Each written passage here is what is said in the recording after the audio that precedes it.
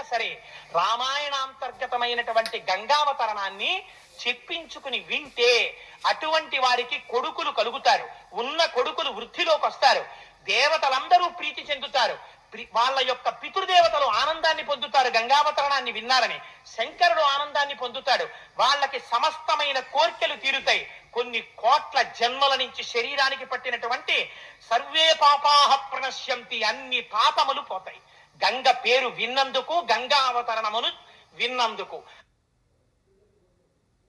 మీరు చెప్పాలి సంగ్రహంగా, ఎవరు చెప్తారు? అందుకని విస్తరించి చెప్పండి మహానుభావ గంగావతరణం అన్నాడు. చెప్తాను నేను. పూర్వం అయోధ్య నగరాన్ని సగర చక్రవర్తి అని మీ వంశంలో వాడే రామ సగర చక్రవర్తి పరిపాలించేవారు. ఆయనకి కేశిని సుమతి అని ఇద్దరు భార్యలు. పెద్ద భార్య పేరు కేశిని, చిన్న భార్య పేరు సుమతి. ఆ సుమతి గరుత్మంతుని యొక్క సోదరి. ఇద్దరు భార్యలతోటి చాలా సంతోషంగా పరిపాలన చేస్తూ ఆనందంగా ఉన్నాడు. కొంతకాలం అయిపోయిన తర్వాత సగర చక్రవర్తి తనకు బిడ్డలు లేరని ఇద్దరు భార్యల్ని తీసుకుని హిమాలయ పర్వతాల్లో ఉండేటటువంటి భృగుశ్రవణాన్ని చేరుకున్నాడు. చేరుకుని అక్కడ 100 సంవత్సరములు తపస్సు చేశాడు. తపస్సు చేస్తే అది భృగుశ్రవణం. అందుకని భృగు మహర్షి ప్రసన్నులయ్యారు. ప్రసన్నులై ఆ మహర్షిని పిలిచి ఒక వరం ఇచ్చారు. నాయనా సగర, 100 సంవత్సరములు తపస్సు చేశావు కాబట్టి నీకు ఒక వరం ఇస్తున్నాను. నీకు ఇద్దరు భార్యలు ఉన్నారు కదా, ఒక భార్యకి వంశకరుడైన కుమారుడు కలుగుతాడు, వంశాన్ని నిలబెట్టేటటువంటి గొప్ప ఉదాత్తమైన చరిత్ర కలిగిన కొడుకు పుడతాడు. ఒక భార్యకి 60,000 మంది కొడుకులు పుడతారు, వాళ్ళు మహోత్సాహవంతులు. అందుకని సంతోషంగా ఉండవయా, వరం ఇచ్చేశాను కాబట్టి నువ్వు బయలుదేరి అయోధ్య నగరానికి వెళ్ళిపోమన్నాడు.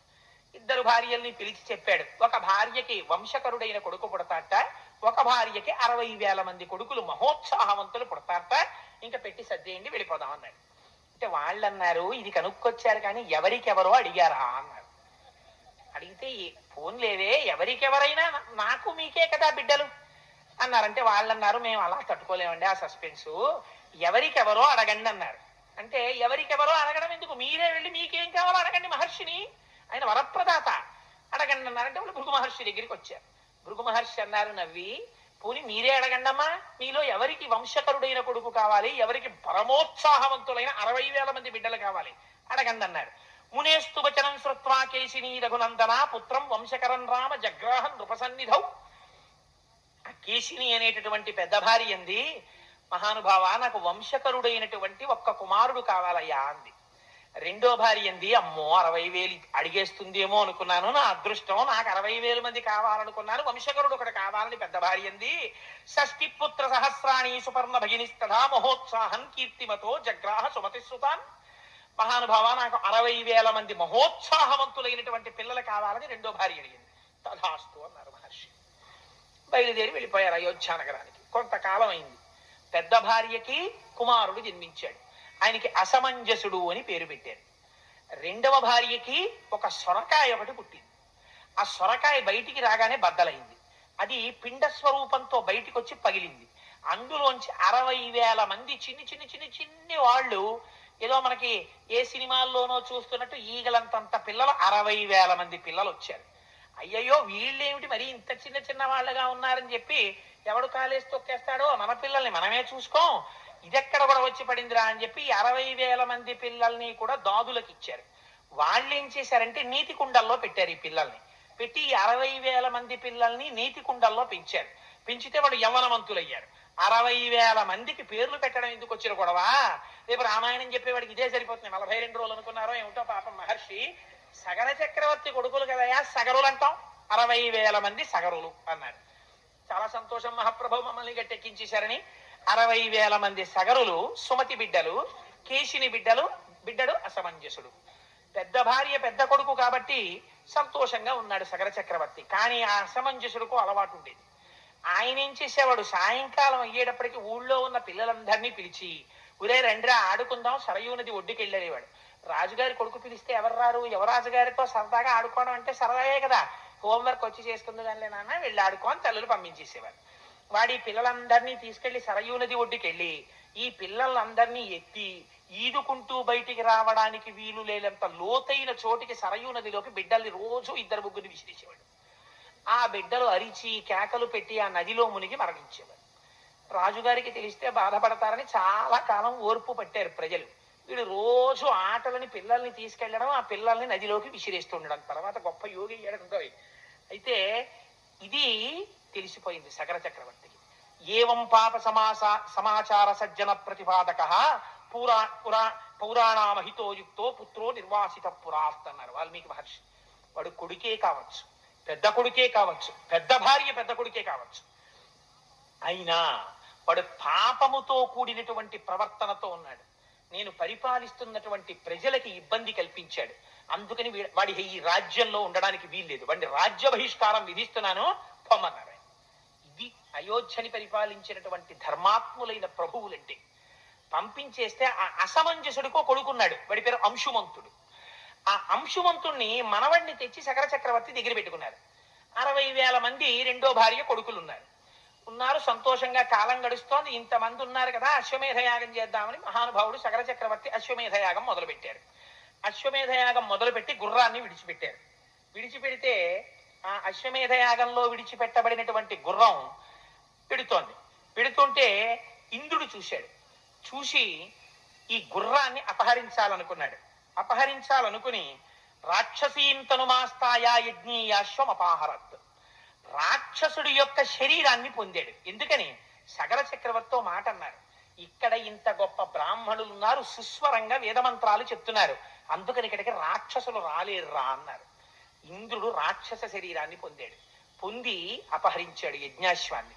అపహరిస్తే పాపం వెనకాతల వెడుతున్నటువంటి వాళ్ళు వెనక్కి వచ్చేశారు. అంశుమంతుడు వెడుతున్నాడు ఆ గుర్రానికి కాపలాగా, అంటే పెద్ద కొడుకు యొక్క కొడుకు మనవడు.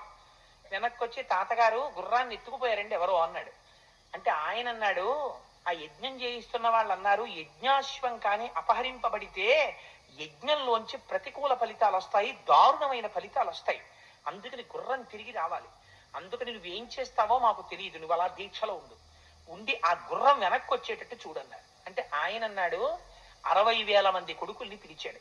ఒరే మీరు సగరులు ఉన్నారు కదా, యోజనాయామ విస్తారమేకైకో ధరణీతలం వివిధ పురుష వ్యాఘ్ర వజ్రస్పర్శ సమైర్రఖై అన్నాడు.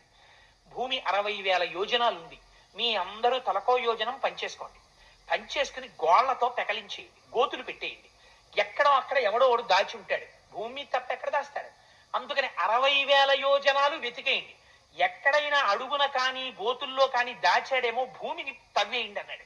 వాళ్ళకి వజ్రాలు లాంటి గోళ్ళు ఉన్నాయి, వాళ్ళు భూమికి గోతులు పెట్టి వెతికేశారు.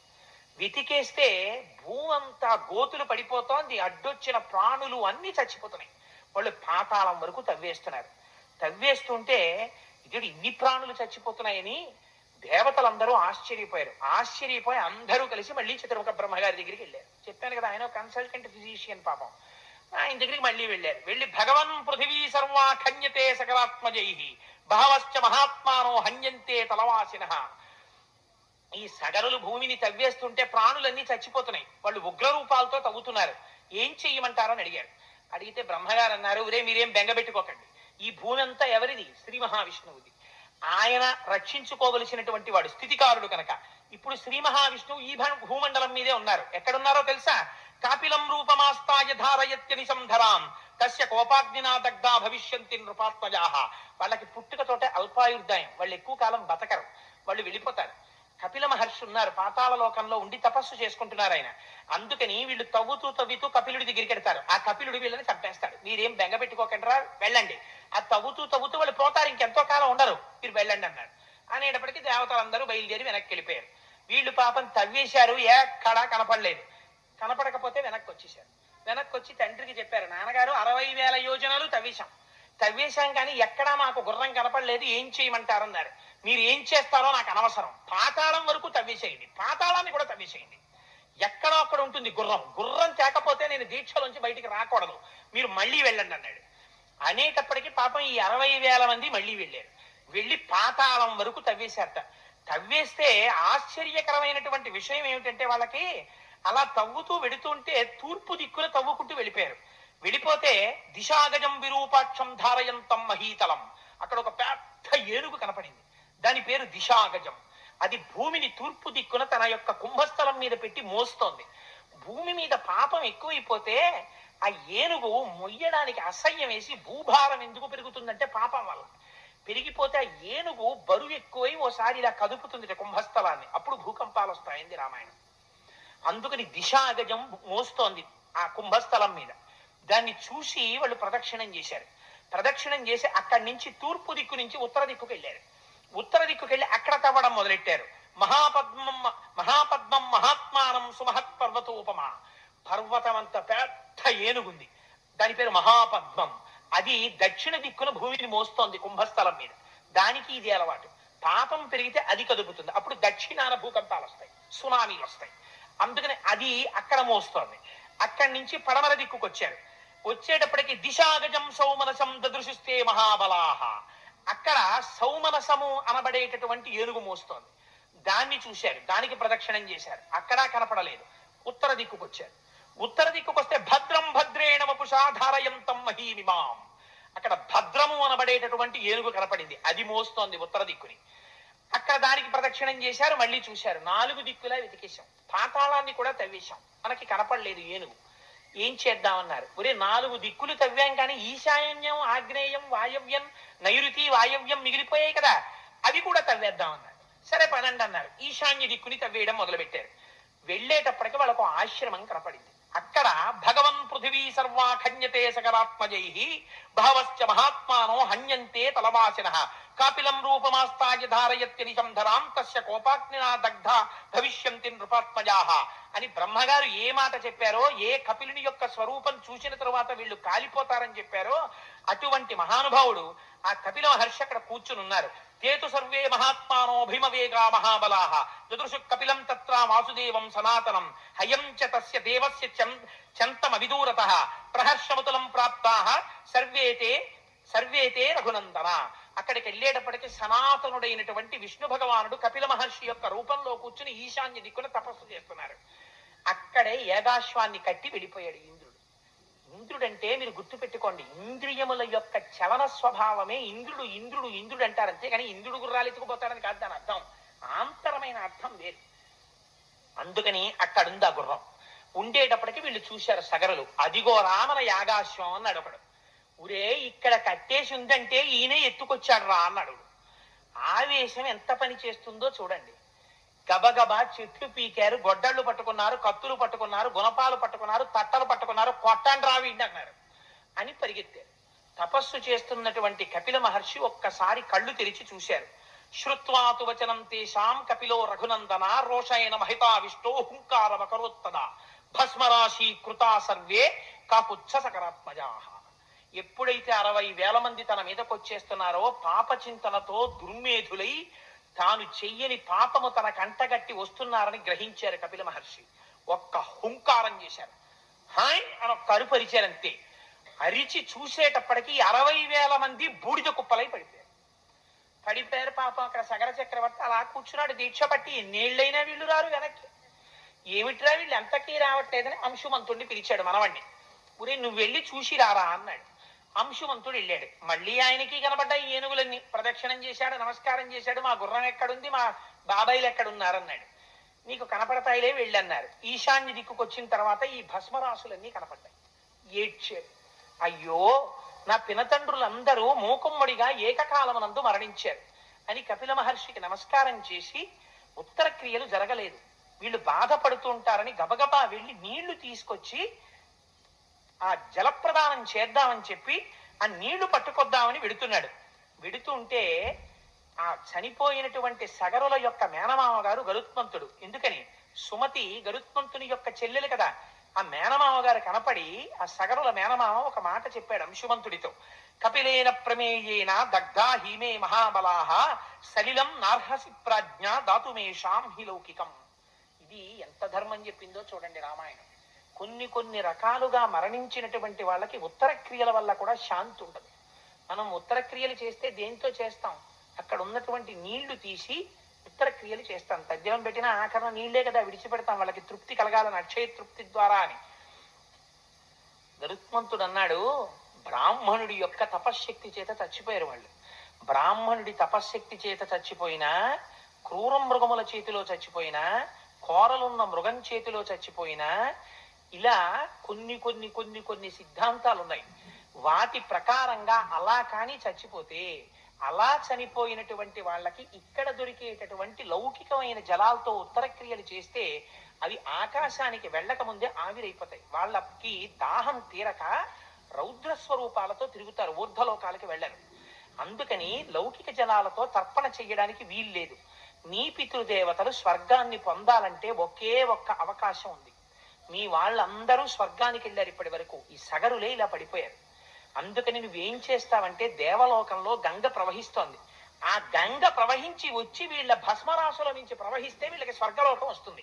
నీకేమైనా అవకాశం ఉంటే తీసుకురా అన్నాడు. అంటే ముందు గుర్రాన్ని పట్టుకెడదామని కపిల మహర్షికి నమస్కారం చేసి గుర్రం పట్టుకెళ్ళాడు. తాతగారికి చెప్పాడు, తాతగారు నా పినతండ్రులందరూ భస్మరాశులు అయిపోయారండి కపిల మహర్షి తీర్చిలో. అంటే ఆయన చాలా దుఃఖించాడు. యాగం పూర్తి చేశాడు. పూర్తి చేసిన తరువాత మహానుభావుడు సగర చక్రవర్తి ఏకంగా ఈ భూమిని అంతటినీ కూడా కొన్ని వేల సంవత్సరములు, 30,000 సంవత్సరములు పరిపాలించాడు. కానీ దేవలోకంలో ఉన్న గంగను ఎలా తీసుకురావాలో అర్థం అవ్వలేదు. ఆయన తర్వాత అంశుమంతుడు రాజ్యానికి వచ్చాడు. 32,000 సంవత్సరములు తపస్సు చేశాడు గంగని తేవడానికి. తపస్సు పూర్తవక ముందే శరీరం పడిపోయింది, స్వర్గానికి వెళ్ళిపోయాడు. దిలీపుడు వచ్చాడు, 30,000 సంవత్సరములు రాజ్యం చేశాడు. మంత్రులను అడిగాడు, బ్రాహ్మణులను అడిగాడు ఎలా గంగని తేవడం అని. మార్గం దొరకలేదు, దిలీపుడు వెళ్ళిపోయాడు. దిలీపుడి తర్వాత భగీరథుడు వచ్చాడు. ఆ భగీరథుడు ఎలాగైనా సరే తన తరంలో పడిపోయినటువంటి పితృదేవతలను ఉద్ధరించాలనుకున్నాడు. అనుకుని మంత్రులకి రాజ్యం అప్పచెప్పి గోకర్ణ క్షేత్రానికి వెళ్ళిపోయాడు. వెళ్ళిపోయి అక్కడికి వెళ్ళి మహోగ్రమైనటువంటి తపస్సు మొదలుపెట్టాడు. ఎలాగట, ఊర్ధ్వబాహు పంచతప మాసోహారో జితేంద్రియ అని అక్కడ గొప్ప తపస్సు చేశాడు. తస్య వర్ష సహస్రాణి, 1000 సంవత్సరములు తపస్సు చేశాడు పంచాగ్నిహోత్రాల్లో. గ్రీష్మ ఋతువులో చుట్టూ 4 అగ్నిహోత్రాలు పెట్టుకుని పైన సూర్యుడి వంక చూస్తూ తపస్సు చేస్తే పంచాగ్నిహోత్ర తపస్సు అంటారు. నెలకి ఒక్కసారే ఆహారం తీసుకోవడం. అలా 1000 ఏళ్ళు తపస్సు చేశాడు. చేస్తే బ్రహ్మగారు ప్రత్యక్షం అయ్యారు. ప్రత్యక్షమై దేవతలందరితో వచ్చారు. వస్తే ఆయన అన్నాడు, దేవదేవే గతే తస్మిన్ సోంగుష్ట, మహానుభావ చతుర్ముఖ బ్రహ్మ, నువ్వు వచ్చావు, కానీ మాకు ఒక వరం ఇవ్వాలి. ఇప్పటి వరకు నాకు కుమారులు లేరు, అందుచేత ఇక్ష్వాకు వంశం ఆచంద్ర తారార్కం నిలబడాలి. అందుకని ఇక్ష్వాకు వంశం అంతరించిపోకుండా నాకు బిడ్డలు కలిగేటటువంటి అదృష్టాన్ని. 2, మా వంశంలో పుట్టినటువంటి సగరులు 60,000 మంది భస్మరాశులై పడిపోయి ఉన్నారు, వాళ్ళ మించి దేవగంగ ప్రవహించాలి. అందుకని గంగని ఆకాశం మించి కిందకి పాతాళ లోకానికి విడిచిపెట్టమన్నారు. అంటే బ్రహ్మగారు అన్నారు, నీ మొదటి వరం నా జ్యూరిస్డిక్షన్లో ఉంది, నేను ఇచ్చేస్తాను. మీ వంశం ఆచంద్ర తారార్కం నిలబడుతుంది, నీకు కుమారులు జన్మిస్తారు. కానీ గంగ ఆకాశం మించి కింద కొదలడం అన్నది కుదరదు. ఎందుకో తెలుసా? గంగాయా పతనం రాజన్ పృథివీన సహిష్యతి. అలా ఒకవేళ గంగ కాని పైనుంచి కింద పడిందా, దాన్ని ఎవ్వరూ పట్టుకోలేరు. అందుకని దాన్ని పట్టగలిగినటువంటి వాడు ఒక్కడే ఒక్కడున్నాడు ప్రపంచంలో. ఎవడైనా పట్టగలిగిన వాడు, గంగాయా పతనం రాజన్ పృథివీన సహిష్యతి, కేవలం శూలి, త్రిశూలం పట్టుకున్నవాడున్నాడే శంకరుడు, ఆయన ఒక్కడే పట్టగలడు. అందుకని నీకేమైనా ఓపిక ఉంటే మళ్ళీ వెళ్ళి శివుడి గురించి తపస్సు చేయి, ఆయన ఒప్పుకుంటే ఆయన పట్టమని అన్నాడు. అప్పుడు వదులుతా అన్నాడు. అంటే పాపం మళ్ళీ అక్కడి నుంచి బయలుదేరి శంకరుడి గురించి తపస్సు చేయడానికని వెళ్ళి, దేవదేవే గతే తస్మిన్ సోంగుష్టాగ్రని పీడితాం కృత్వాం వసుమతీం రామా సంవత్సరముపాసత, బొటనవేలి చివరి మీద నిలబడి 100 సంవత్సరాల తపస్సు చేశాడు. శంకరుడు ప్రత్యక్షమయ్యాడు. ప్రీతస్త్రేహం నరశ్రేష్ఠ కరిష్యామి తమాప్రియం శిరసాధారయిష్యామి శైలరాజసుతామ్యహం. నీ తపస్సుకి సంతోషించానయ్యా, గంగని పడతాను, ఎక్కడికొచ్చి పట్టుకోమంటావు అన్నాడు. అయ్యా మహానుభావా, నువ్వు పట్టడమే అదృష్టం, నువ్వు వచ్చి నిలబడు, గంగను వదులుతారన్నాడు.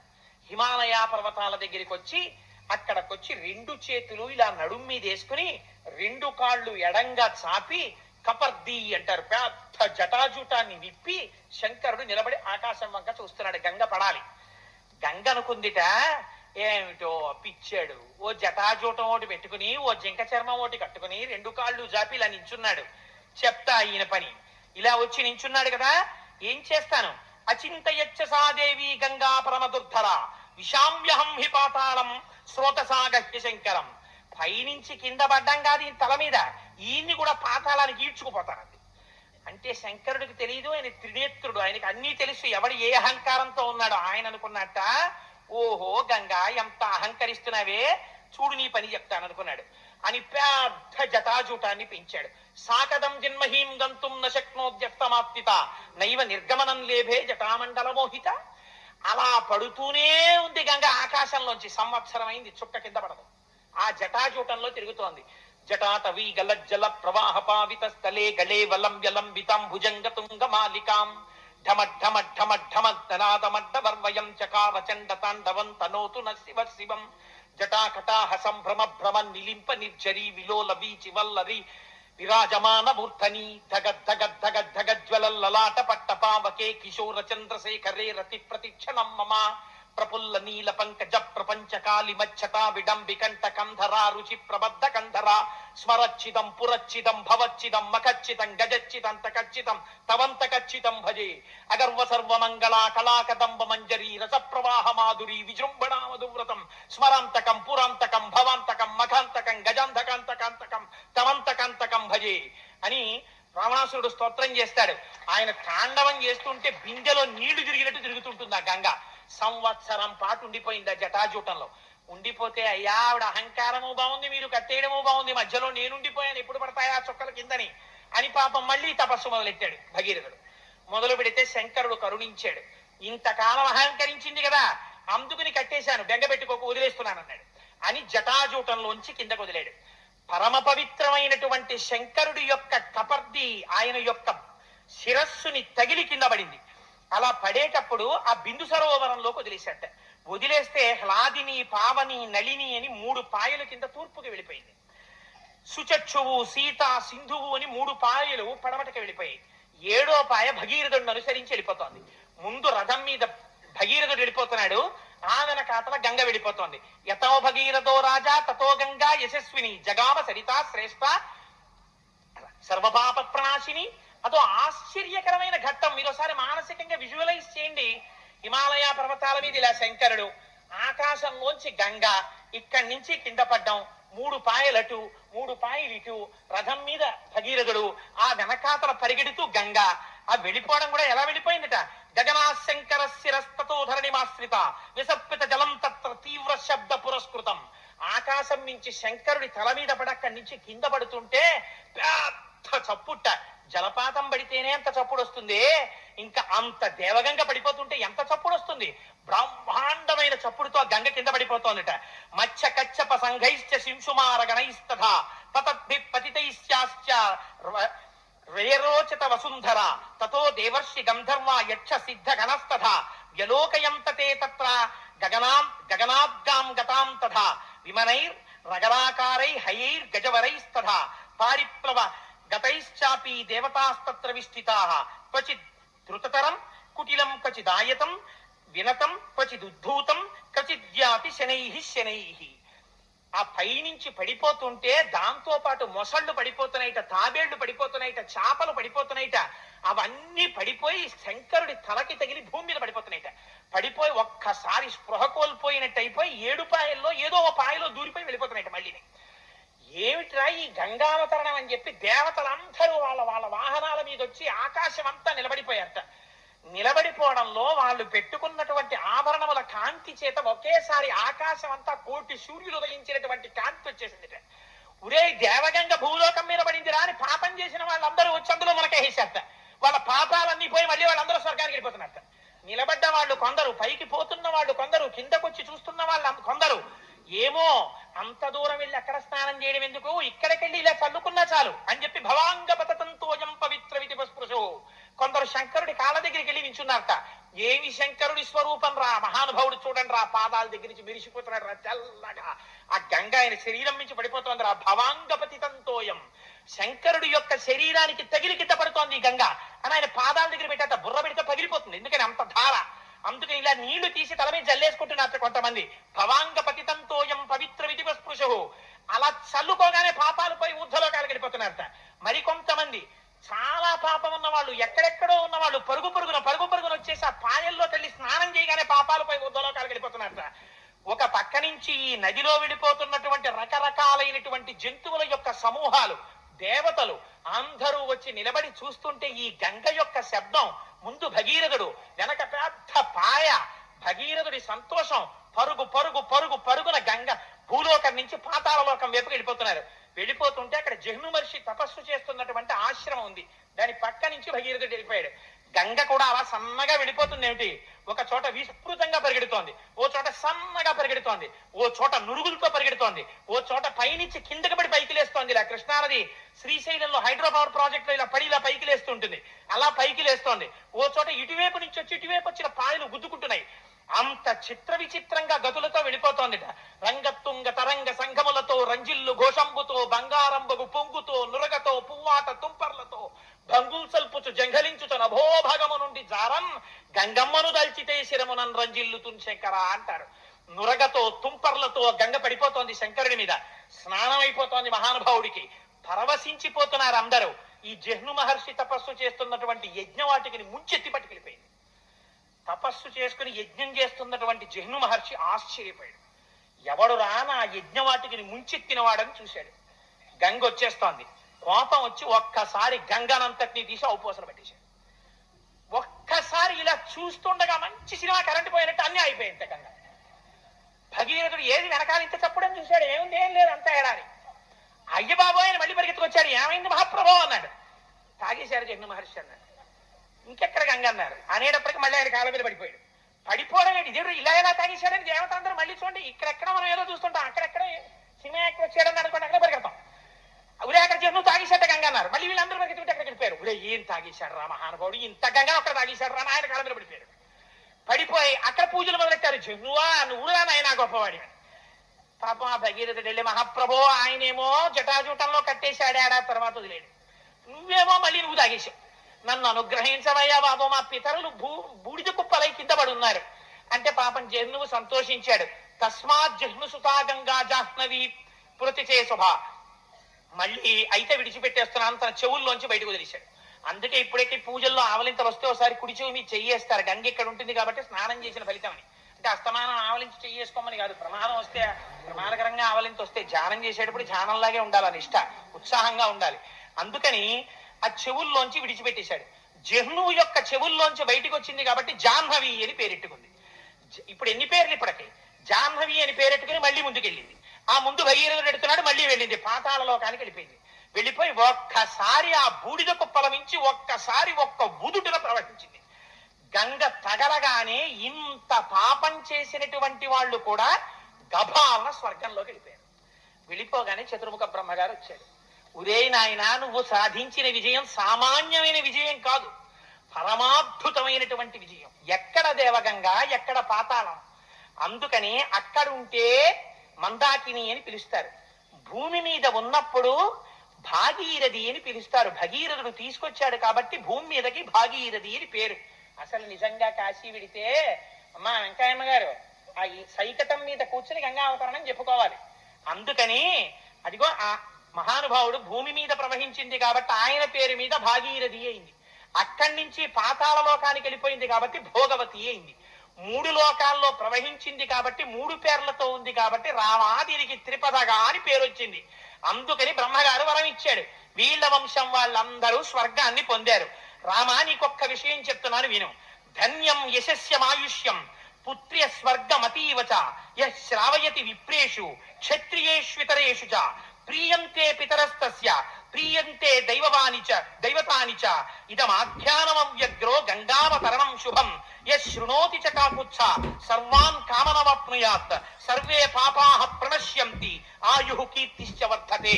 చాతుర్వర్ణముల వాళ్ళు ఎవరైనా సరే రామాయణాంతర్గతమైనటువంటి గంగావతరణాన్ని చెప్పించుకుని వింటే అటువంటి వారికి కొడుకులు కలుగుతారు. ఉన్న కొడుకులు వృద్ధిలోకి వస్తారు. దేవతలందరూ ప్రీతి చెందుతారు. వాళ్ళ యొక్క పితృదేవతలు ఆనందాన్ని పొందుతారు గంగావతరణాన్ని విన్నారని. శంకరుడు ఆనందాన్ని పొందుతాడు. వాళ్ళకి సమస్తమైన కోర్కెలు తీరుతాయి. కొన్ని కోట్ల జన్మల నుంచి శరీరానికి పట్టినటువంటి సర్వే పాపాః ప్రణశ్యంతి, అన్ని పాపములు పోతాయి గంగ పేరు విన్నందుకు, గంగా అవతరణమును విన్నందుకు. అంత పరమపావనమైన ఆఖ్యానాన్ని రామా ఇవాళ నీకు చెప్పానయ్యా అన్నాడు. పరవశించిపోయి రామచంద్రమూర్తి సంతోషంగా గంగా నది వంక చూశారట. ఈ ఆఖ్యానంతో, ఈ గంగావతరణంతో ఇవాల్టి రోజుని పూర్తి చేద్దాం.